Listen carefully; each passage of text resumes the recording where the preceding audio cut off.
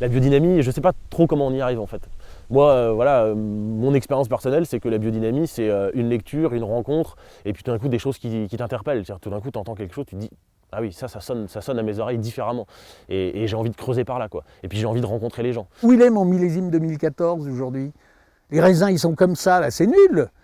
Bon, et ça, 94% de cette matière qui va être mon raisin, c'est de la photosynthèse. C'est-à-dire qu'aujourd'hui, c'est où? Dans les étoiles, dans le soleil, je ne sais pas où, mais ce n'est pas encore concrètement sur Terre. Et la biodynamie, elle relie à ces forces qui vont matérialiser de l'énergie en terrestre. C'est pour ça que c'est une nourriture beaucoup plus saine pour la santé, etc.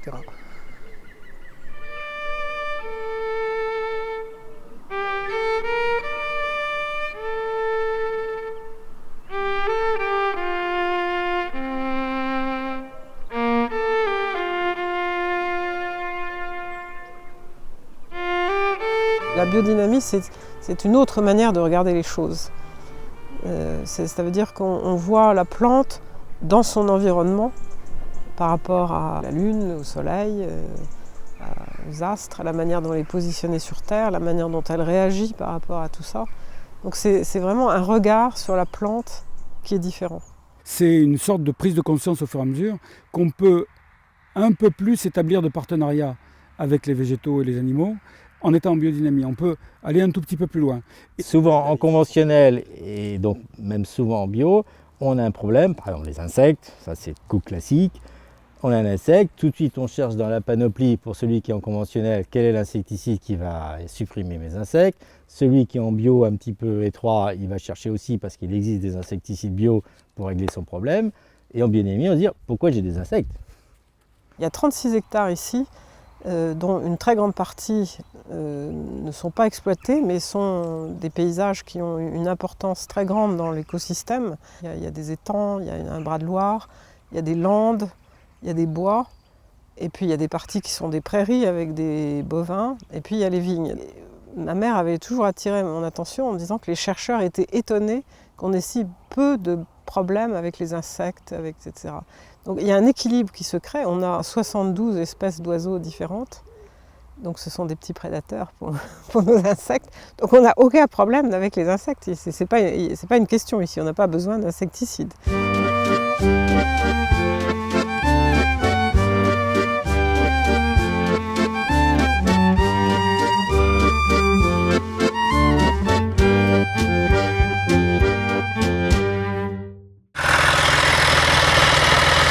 Tout ce qui peut exister en termes de déséquilibre dans le vin viennent au départ du sol et puis de la compréhension de son travail de la vigne. Puis après, il apparaît encore un deuxième élément, c'est qu'on essaye d'aller un peu plus loin. Et aller un peu plus loin, on s'aperçoit qu'on peut intervenir, notamment par rapport à certaines préparations biodynamie. On essaye de relier la vigne, qui a ses racines dans le sol, à tout ce qui vient d'en haut, c'est-à-dire l'aspect cosmique. Et pour ça, on a une petite panoplie de préparations très spécifiques. Il y en a une qui consiste à mettre de la bouse de vache dans une corne de vache, de l'enterrer pendant 6 mois.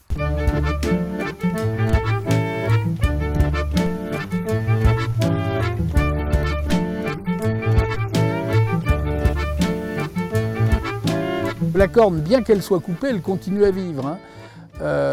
Et donc quand vous mettez de la bouse dedans, elle transforme la beurre. C'est-à-dire que c'est un activateur de vie.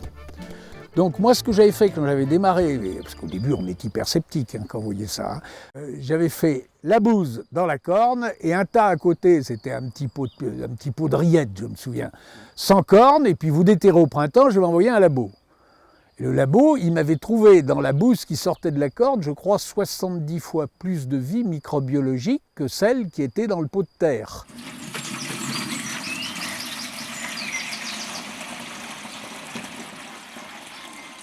Mais c'est un autre aspect qu'on utilise, c'est l'aspect informatif. C'est-à-dire qu'on ne soigne pas ni un sol, ni une vigne, ni un animal avec de la matière, on le soigne avec une information.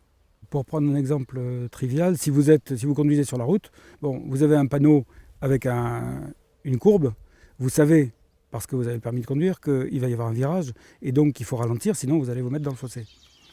Et bien nous, c'est un peu pareil. On utilise des préparations que les végétaux reconnaissent parce qu'ils ont été faits avec les mêmes codes.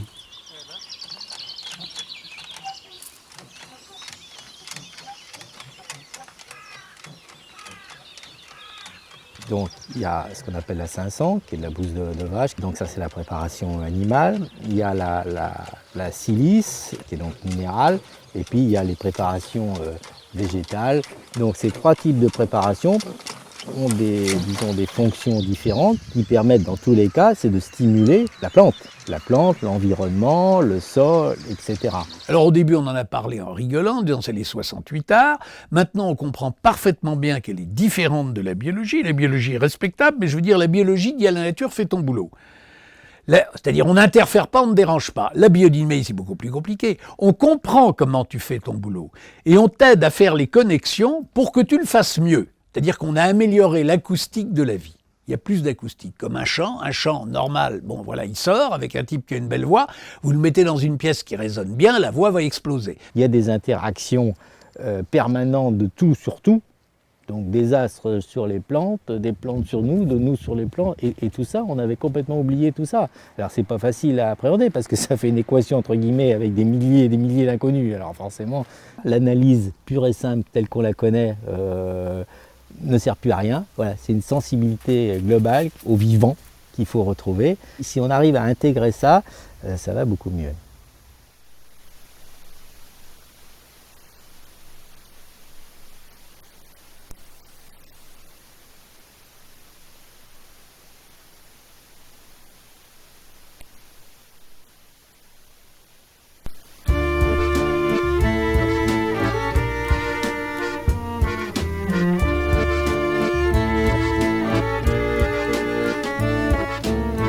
Je ne suis pas ingénieur agronome. Par contre, j'ai la chance d'avoir un certain instinct. Et curieusement, c'est ça. En fait, il faut retrouver cet instinct de la nature. J'écoute la nature, j'écoute mes vignes, j'écoute aussi mon ressenti, j'écoute comment moi je me sens dans les endroits où je suis amené à travailler. Et en fonction de ça, j'analyse et j'essaye d'opérer de la meilleure manière, quoi. Voilà. On est tout le temps à écouter les oiseaux, les bruits de ce qui se passe autour. Il y a toujours des bruits, des choses, des lièvres qui déboulent, des chevreuils quelquefois le matin qui passent dans les vignes. Il y a des moments qui sont où il faut être relié, encore une fois. J'emploie beaucoup ce mot, mais de se sentir en lien avec le travail qu'on fait. L'humain, dans la biodynamie, ça fait partie d'un ensemble. Le terroir, c'est quoi? C'est pas non seulement le sol, le climat, la vigne, le cépage, etc. Mais aussi, c'est l'homme qui travaille dessus. L'homme, la femme qui travaille dessus. Voilà, donc l'humain fait partie intégrante de tout cet ensemble-là. On communique avec sa terre, on communique avec sa vigne. Voilà, il y a vraiment une vraie communication. On parle à nos vignes inconsciemment. On pourra mettre 100 vignerons dans la même parcelle, personne ne la ressentira de la même manière. Personne n'y fera jamais le même vin. Ça devrait faire réfléchir, quoi. Ça, à mon avis, ça devrait faire réfléchir. C'est-à-dire qu'il y a de la subjectivité là-dedans. Et la subjectivité, c'est quelque chose sur lequel on peut s'appuyer. La subjectivité, c'est important.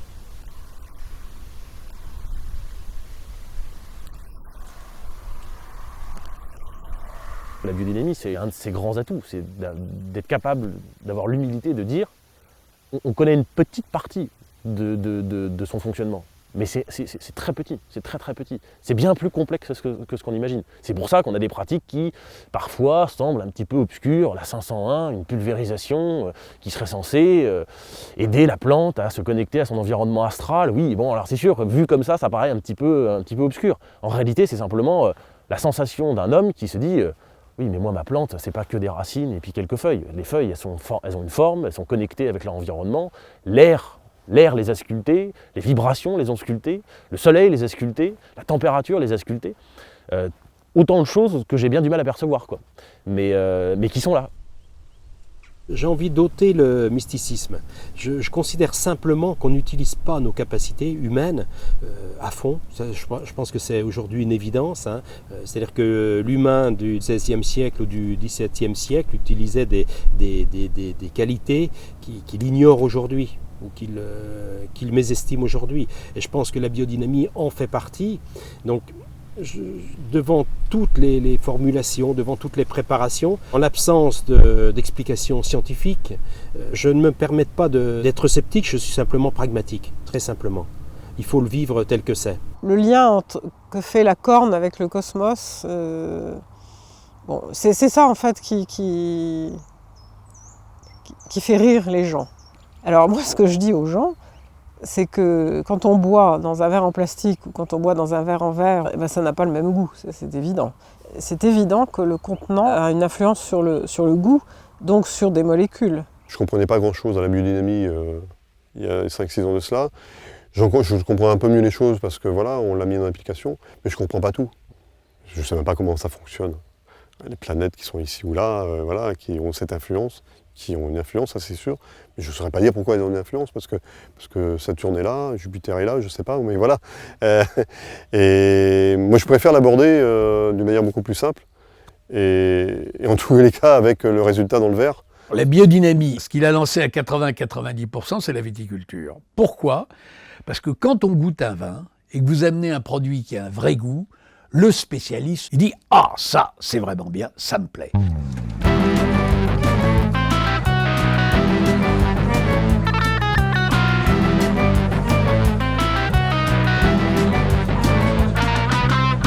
I don't know if I understand biodynamie completely, I don't know who does. But I think that if you understand that, that the seasons and the moon and various things actually have an effect not only on us but also on vineyards, it makes sense. But I think also if you walk through a biodynamic vineyard, you can see that it's a vineyard with life. And a vineyard with life that's alive, that isn't killed with chemicals, is a healthy vineyard. And healthy vineyards produce better wines. I think it's no coincidence that a lot of the best winemakers are also biodynamic because they see a connection between the two, between expressing their land and using biodynamics to do it. I think there's something about biodynamics which seems to make really good wines. L'importance de la qualité des vins a beaucoup contribué au développement. Un exemple, les vins de Marcangeli, par exemple, dans les années 90, se sont révélés à un moment donné supérieurs et puis sont devenus un peu un exemple. C'était des vins qui étaient des références et qui étaient vraiment des vins qui décalaient. Franchement, vous pouvez mettre tous les vins sur une table, je peux vous dire immédiatement ceux qui sont en biodynamie. Il y a une finesse et une délicatesse dans les vins en biodynamie qu'on ne trouve pas dans les autres. Il y a toujours quelque chose de plus. Même si nos vins étaient reconnus avant qu'on soit en bio, mais ils sont encore davantage reconnus aujourd'hui. Donc voilà, on sait qu'on est sur le bon chemin. Voilà, parce que on peut parler que du vin, voilà, du plaisir de travailler dans la vigne, tout ça effectivement c'est important. La passion, et tout, etc. Mais on a aussi une raison économique aussi. Hein. Voilà. On est une petite entreprise, on est quand même 13 équivalents temps plein sur le domaine, 13 à 14 équivalents temps plein. Avoir un vignoble en agriculture biologique ou en biodynamie, ça ne veut pas dire nécessairement des tout petits rendements.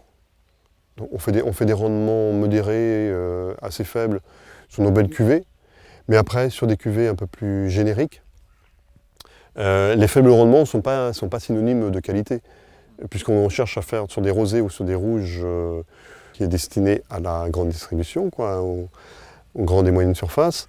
C'est des vins légers, sur le fruit gourmand, frais, voilà, pas nécessairement très structuré, très riche. Et ça, des petits rendements, on n'arriverait pas à faire la même simplicité de vin.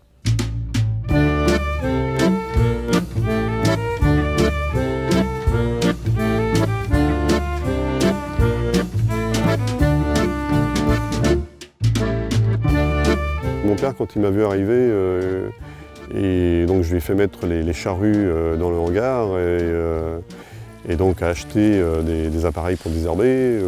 Il était sceptique, quoi. Après, bon, voilà, c'était comme ça, quoi. Hein. Il fallait changer les choses et donc il n'a pas été contre non plus. Mais bon, il aurait mieux valu qu'il soit contre et qu'on ne change jamais. Mais quelque part, je me dis c'est bien finalement qu'on soit passé par là aussi. C'est pas bien pour nos sols, c'est pas bien pour les vins qu'on a produits non plus, hein, et qu'on a fait boire. Hein, voilà. Mais c'est bien pour nous parce que on n'a pas toujours été dans ce système bio et je pense que les domaines qui ne sont pas encore en bio, qui sont presque en bio, eh bien on arrive à leur montrer que c'est possible. Les gens suivent un système. Souvent, les anciens peuvent parler assez facilement de la raison pour laquelle ils ont pu désherber, mais ça leur a changé leur vie, utiliser ce fameux Roundup. Donc ça, il faut aussi les respecter par rapport à leur histoire. Il faut que ces gens-là puissent revenir et puis faire partie de ce métier commun.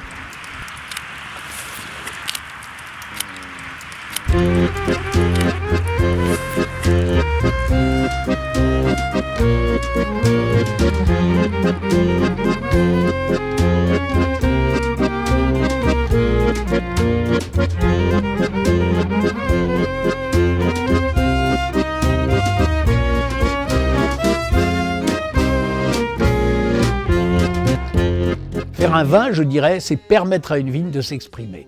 Qu'est-ce que c'est que faire un vin dans les 30 dernières années? C'est l'inverse. C'est absolument effarant. C'est-à-dire on met des produits, 1, désherbants qui cassent le lien au sol, 2, systémiques qui cassent le lien à la climatologie, 3, au cellier, on a le droit légalement, ce qui est honteux sur le plan de la grandeur des appellations contrôlées, de foutre je ne sais pas combien de cosmétiques qui agissent en chirurgie esthétique et qui tentent de réparer ce drame, c'est vraiment un drame de l'agriculture moderne, et on n'a même pas le droit de le dire aux clients. Et quand un type fait revivre son AOC et que son goût est un peu différent du goût stéréotypé qu'on a eu le culot d'imposer comme goût d'AOC, il est obligé de vendre son vin en vin de table. Alors je veux dire, là on a envie de dire aux officiels, si vous n'êtes pas totalement corrompus, si vous n'êtes pas totalement soumis à des lobbyismes, libérez l'agriculteur de ces tyrannies. Sans ça, votre métier n'a plus de sens. Aujourd'hui, on vit un véritable mouvement de changement. Il y a 30 ans, il n'y avait quasiment pas de cavistes où on était caviste et on vendait des étiquettes. Aujourd'hui, il y a des cavistes qui vendent des vins et des vins qui leur plaisent. En conséquence, ils sont capables d'expliquer aux clients en quoi ces vins leur plaisent et pourquoi. Alors inévitablement, l'explication bio ou biodynamie revient souvent. Il y a une soif d'autre chose. La jeunesse découvre qu'elle a été tellement baratinée que brutalement elle dit vous êtes gentil, c'est pas pour moi, je veux autre chose. Donc actuellement on assiste à une lutte de quoi? Des intérêts économiques, des intérêts financiers, par rapport, je dirais, à l'intérêt de l'homme. À moi, ma première motivation, c'est de laisser à mes successeurs, qu'ils soient mes enfants ou des étrangers, peu importe, un terrain propre. Ça, c'est ma première motivation, parce que je crois que l'histoire jugera très très mal notre période, là, des années 50 à aujourd'hui, je ne sais pas quand, l'évolution de l'agriculture. Là, pour moi, ça, on laisse à nos successeurs là, un cimetière. Et ça, sur le plan conscience, pour moi, c'est insupportable. Quand on est sincère, je pense que on est mieux avec soi-même. On est plus à l'aise avec soi-même, on est tranquille avec sa conscience. Et à partir du moment où on a une sincérité avec nos vignes, on a une sincérité avec nos terres, on a une sincérité avec nos vins, on est sincère jusqu'au bout de la chaîne, quoi, jusqu'au consommateur qui boira nos vins. Ce que j'aimerais voir avant de mourir, c'est que ma génération et celles qui viennent ensuite et qui commencent à s'installer un peu dans ce métier, on fait basculer les choses. Voilà, c'est en train d'arriver maintenant. On a quadruplé les surfaces en bio depuis 4 ans, mais il faut que ça aille jusqu'au bout. Quand je dis quadruplé, ça paraît énorme, mais on n'a encore que 8 ou 9%. C'est encore relativement faible. Mais ceci dit, ce mouvement de quadruplement, c'était totalement inenvisageable il y a 5 ans. Donc le train est lancé, il faut maintenant regrouper le maximum de gens pour qu'ils fassent ça, parce que le but c'est de ne plus empoisonner ni la planète, ni les sols, ni les consommateurs. Et je pense que pour ma génération c'est assez important et là-dessus je suis plutôt optimiste parce que je crois que c'est en train d'évoluer. Je crois qu'on est en train de redonner du sens au travail. Et le sens c'est pas le nombre de chiffres sur la fiche de paye. Voilà. On n'a jamais la garantie d'avoir un emploi, on n'a jamais la garantie d'avoir un salaire.